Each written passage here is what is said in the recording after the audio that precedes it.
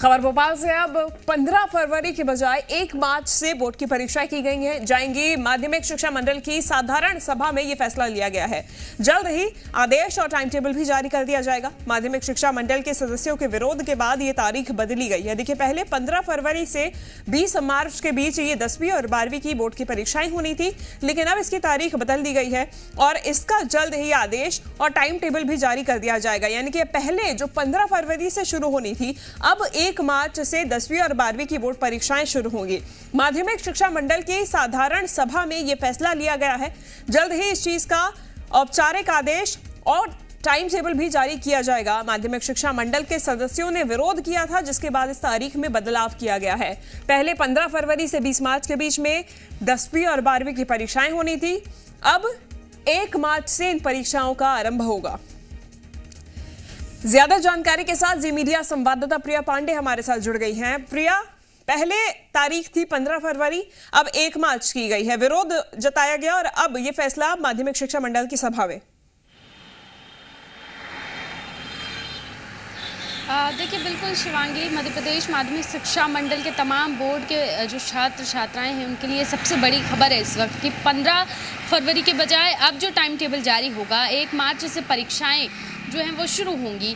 इसको लेकर कल साधारण सभा की बैठक रखी गई थी। इस बैठक में फैसला लिया गया और जल्द ही इसके लिए औपचारिक जो है टाइम टेबल, दिशा निर्देश, सारी चीज़ें जारी कर दी जाएंगी। जब माध्यमिक शिक्षा मंडल ने पहले 15 फरवरी को लेकर आदेश जारी किया था, उसके बाद से ही लगातार माध्यमिक शिक्षा मंडल के जो अन्य सदस्य हैं, साथ साथ अन्य स्कूलों के प्राचार्य भी इसका विरोध कर रहे थे। सभी का कहना था कि कोविड का काल रहा है, 2 साल से शैक्षणिक सत्र पूरी तरीके से लेट रहा है और पूरी तरीके से शैक्षणिक सत्र क्योंकि डिस्टर्ब रहा है, इस वजह से अगर जल्दी परीक्षाएं कंडक्ट करवाई जाती हैं तो परीक्षा उतने सुचारू रूप से नहीं हो सकेंगी। बोर्ड परीक्षाएं हैं, बोर्ड परीक्षाओं की तैयारियों में ज़्यादा स्टाफ लगता है, ज़्यादा मैन पावर लगता है, ज़्यादा तैयारियां लगती हैं और कम समय में ज़्यादा तैयारियां कर पाना स्कूलों के लिए पॉसिबल नहीं है। इन तमाम चीज़ों को लेकर लगातार विरोध का दौर जारी था, जिसके बाद कल साधारण सभा बुलाई गई।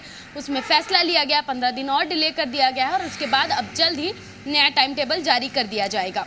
बिल्कुल राहत की खबर ही मानी जाएगी प्रिया बच्चों के लिए 10वीं और 12वीं के।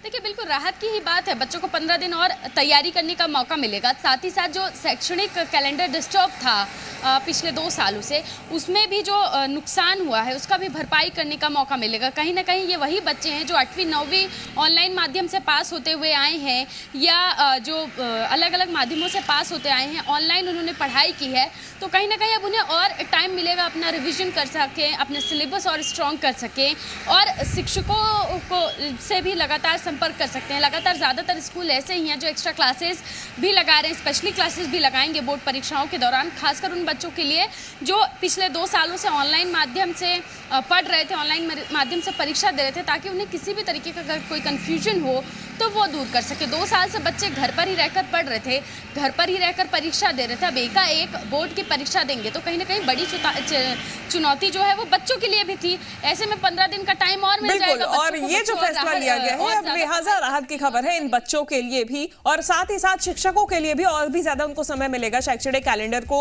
वापस से अपनी स्थिति में लाने के लिए। धन्यवाद प्रिया तमाम जानकारी